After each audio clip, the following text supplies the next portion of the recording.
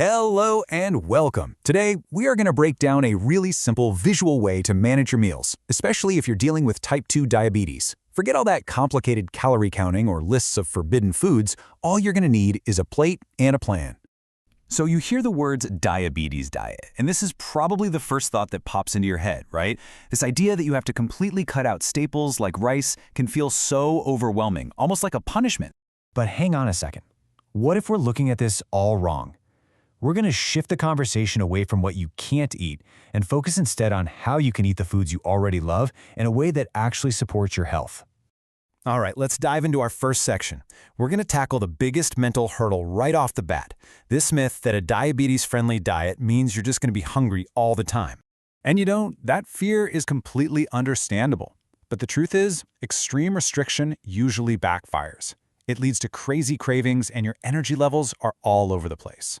The goal isn't to starve your body, it's to find a healthy balance that nourishes it. We want a steady stream of energy that keeps you feeling full, satisfied, and totally in control. So, how do we find that balance without some complicated rulebook? Well, it actually starts with something super simple that you definitely already have in your kitchen. That's it, a standard 9-inch dinner plate. This little guy is going to be our visual guide, our template for building a perfectly balanced meal every single time. Pretty simple, right? Okay, now for the fun part. Let's actually build your plate. And trust me, it is as easy as 1, 2, 3. Before we start scooping, let's just look at the blueprint. Think of your plate like a pie chart. It's a really simple breakdown.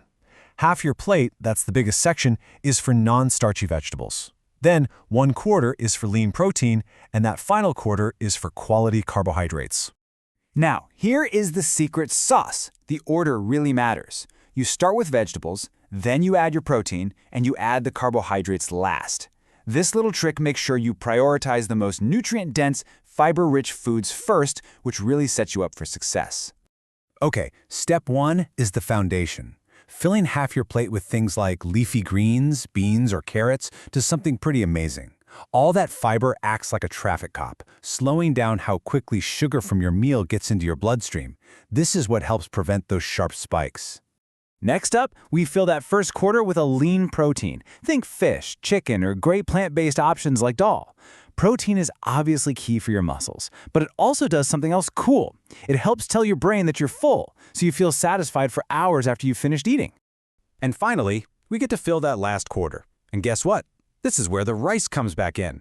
See, carbohydrates are not the enemy. They are literally your body's main source of fuel. The only key is choosing the right kind. And the difference is huge.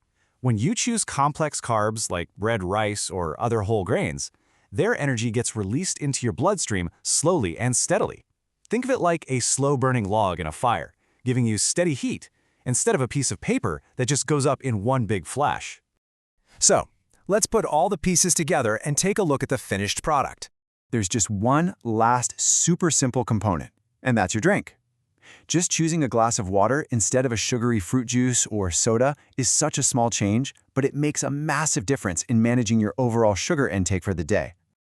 And there it is, your simple checklist. Half the plate is vegetables, 1/4 is protein, 1/4 is quality carbs, and you've got a glass of water.